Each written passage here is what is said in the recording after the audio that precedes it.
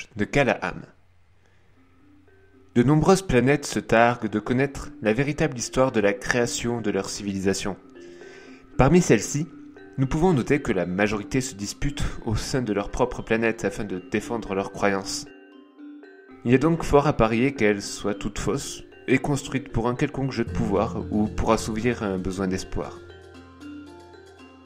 L'historien intergalactique que je suis n'eut aucun problème à trouver les preuves irréfutables de débuts de civilisation bien moins glorieux que les temps adorés divinités et êtres parfaits mais perfectibles que peuplent les contes.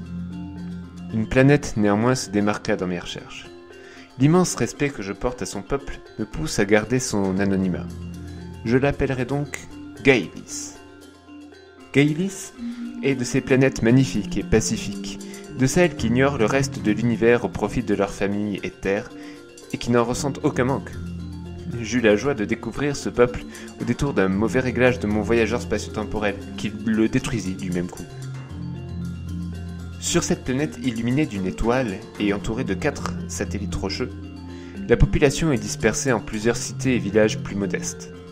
Malgré quelques différences culturelles dues à leur environnement, aucune guerre n'a jamais eu lieu entre les peuples en 6000 ans d'histoire.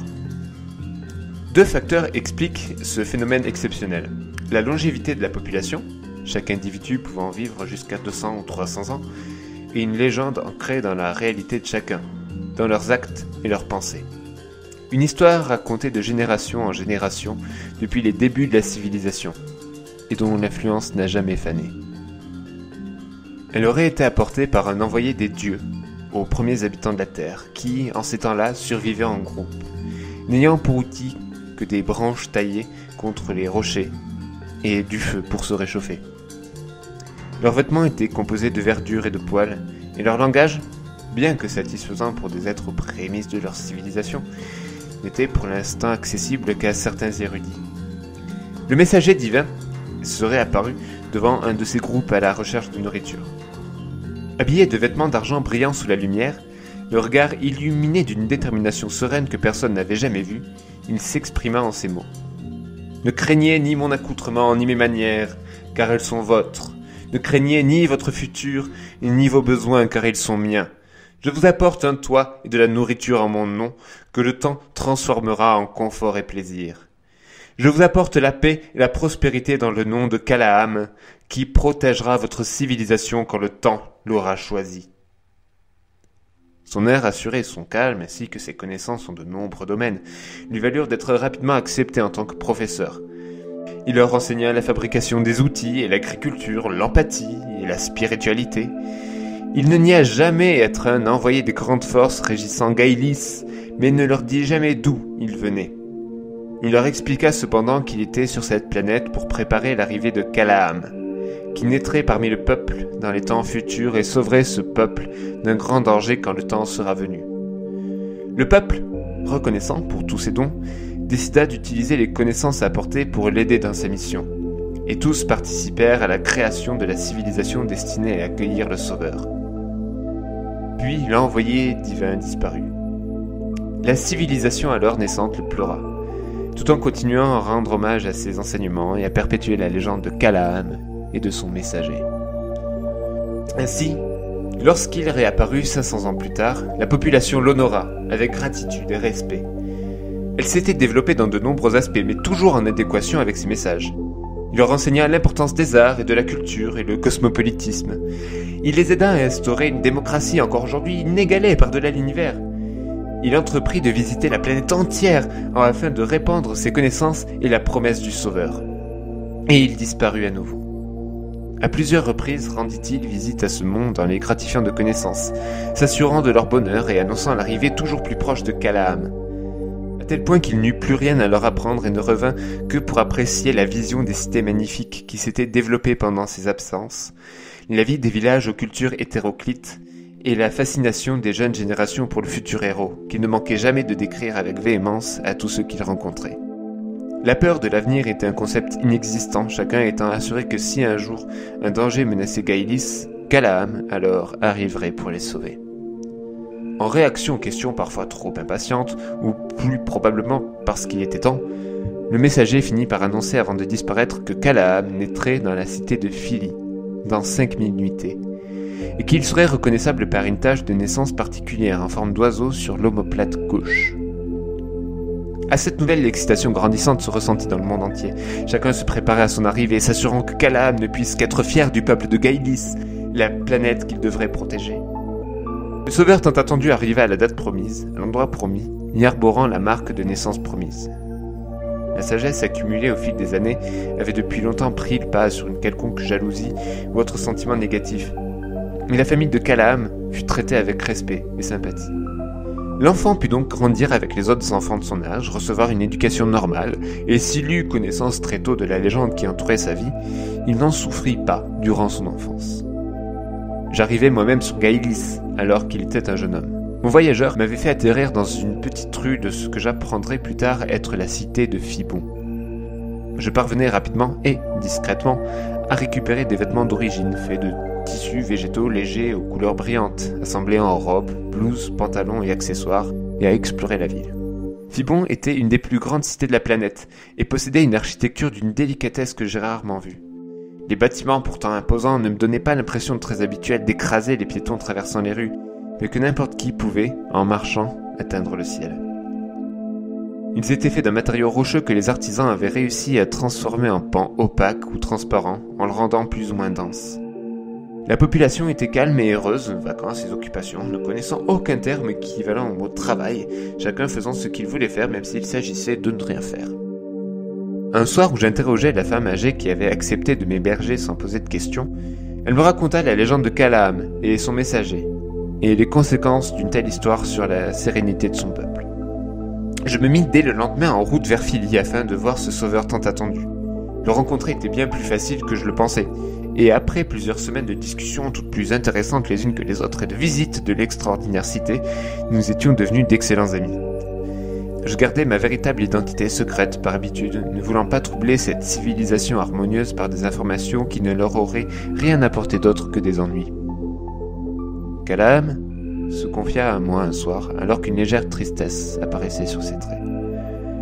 Lui, le grand sauveur du monde, accoudé à un balcon pour admirer la cité de Philly, s'interrogeait sur la mission qui lui avait été donnée 6000 ans auparavant. Il avait essayé pendant plusieurs années de prévoir quelle grande menace s'abattrait sur Gaïlis et comment en protéger tous les concitoyens. La grande majorité des érudits s'étaient penchés depuis des années sur des millions de théories catastrophiques et avaient proposé une centaine de protocoles en réponse à chacune des théories. Ces protocoles avaient ensuite été enseignés à tous, et des infrastructures et autres observatoires scientifiques avaient été construits afin de tenter de les prévenir. Le sauveur lui-même s'était plongé dans les probabilités mathématiques pour savoir à quel danger il devrait faire face. Et ce soir-là, Calaam avait peur. Et c'était un sentiment nouveau parmi les habitants de cette planète. Il avait peur que ce ne soit pas suffisant. Qu'il ne soit pas suffisant.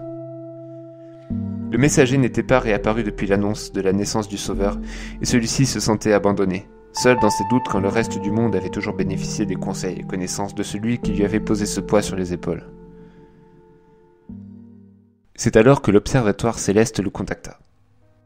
Un vaisseau était subitement apparu près de Carcy, le satellite rocheux le plus proche de la planète, et s'était écrasé dessus à grande vitesse. Le choc avait détruit le satellite, et grand nombre de ces morceaux imposants de roches se dirigeaient maintenant en direction de Gaïlis. Tandis que Calaam ordonnait la mise en place du protocole F64L8-42 qui consistait à mettre toute la population à l'abri dans des sous-sols renforcés présents sur la planète entière, je regardais les images de la collision et y reconnus mon vaisseau, qui avait dû subir les mêmes perturbations spatio-temporelles que moi. Cela signifiait qu'en retrouvant la mallette d'urgence, je pourrais réparer mon voyageur. Il n'y avait aucun doute que la mallette pouvait survivre à une telle chute. Et j'étudiais donc les images de l'observatoire afin d'en prévoir les coordonnées de son arrivée. Je pouvais entendre les habitants de Philly se diriger vers les sous-sols dans un calme et même une joie déconcertante. Certains groupes chantaient à la gloire de Calaam, qui vérifiait à mes côtés, dans ce qui était devenu une grande angoisse, qu'il avait pris la bonne décision, que tout était prêt dans les sous-sols, qu'il n'y avait pas d'autre solution, que tout le monde aurait le temps d'y aller. Je l'aurais conforté dans son choix, et lui proposais d'aller sur le terrain, d'aider à la sécurité à accompagner les citoyens, afin de ne plus pouvoir trop réfléchir. Mon plan était d'utiliser cette excuse pour pouvoir me rapprocher du point de chute de la mallette, qui serait un des premiers projectiles à atterrir. Je ne pouvais pas prendre le risque d'aller la chercher après, car elle aurait été probablement introuvable à cause des débris et des ondes de choc. L'opération était risquée, mais faisable. Dans les rues, alors qu'il restait 2 heures au grand maximum avant l'arrivée des premières météorites, la population ne semblait pas reconnaître la gravité de la situation et saluer son héros avec gratitude. Une jeune femme au sourire radieux épingla une broche d'oiseau en bois sculptée sur les habits de Calaam avant de rejoindre les siens.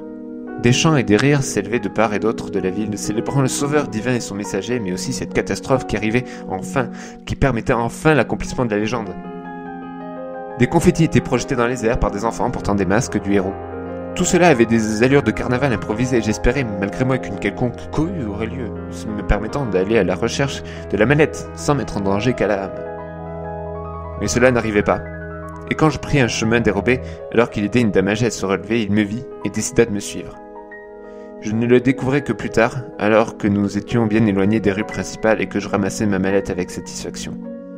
Je le vis alors se diriger vers moi, jetant des regards brefs vers le ciel, une grande inquiétude sur le visage. Je lui criai de partir et ce héros ne voulait pas m'abandonner. Il se rapprochait de plus en plus, prêt à utiliser la force s'il le fallait. La première météorite, qui avait dû s'écraser hors de la cité selon les calculs de l'observatoire, fit trembler la terre jusque sous mes pieds, et je tombais. Je restais à terre, mes doigts parcourant le contenu de la mallette alors dispersés par terre, tandis que des statues décoratives et autres pots de fleurs commençaient à tomber des balcons et des toits. Calaam, lui aussi à terre, criait, me demandant si j'étais devenu fou, si je voulais mourir. Je lui expliquais ma situation dans la précipitation, le suppliant de se mettre en sécurité au plus vite.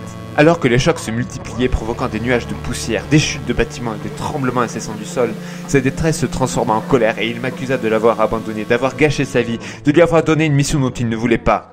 En effectuant les dernières réparations, je ne trouvais rien d'autre à lui répondre qu'il avait tort, que c'était pas moi, que j'étais qu'un historien. Le temps jouait contre moi, les débris volaient tout autour de nous, nos vies étaient en danger. Dans ce laps de temps où je réalisais que je ne pouvais pas l'abandonner, il me prit le voyageur des mains et y inscrivit les coordonnées de la première rencontre avec le messager. Je l'attrapai juste à temps et... Le voyageur nous ramena 6000 ans en arrière. Le voyageur nous ramena 6000 ans auparavant, dans une clairière silencieuse de Gailis. Cette absence de brume choqua, et je restais abasourdi à observer les alentours. Calaam, venant d'effectuer son tout premier voyage spatio-temporel, était encore plus choqué que moi. Il semblait avoir finalement compris que je n'étais pas le messager, et se posa sur un rocher pour réfléchir. Il n'en bougea pas pendant des heures, et finalement je m'asseyais à ses côtés pour attendre l'arrivée du véritable envoyé divin qui marquerait le commencement de la légende dans quelques jours. Calaam était troublé et impatient d'obtenir des réponses à ses questions. Avait-il vraiment sauvé sa civilisation ? Pourquoi ce fardeau s'était-il retrouvé sur ses épaules ? Pourquoi le messager n'était-il jamais apparu devant lui ? Nous tenions la garde à tour de rôle pour dormir et aller chercher de la nourriture.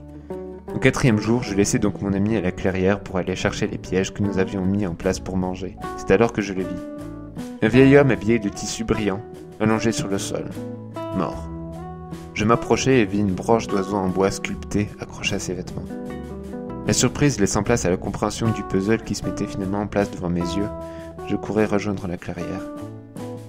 C'est alors que je le vis à nouveau, dans ses vêtements d'argent brillant sous la lumière, le regard illuminé d'une détermination sereine, face aux premiers habitants de la planète, eux vêtus de verdure et de poils, fixant le sauveur avec crainte et curiosité. Calaam prit une profonde inspiration et leur dit « Ne craignez ni mon accoutrement ni mes manières, car elles sont vôtres. Ne craignez ni votre futur ni vos besoins, car ils sont miens. »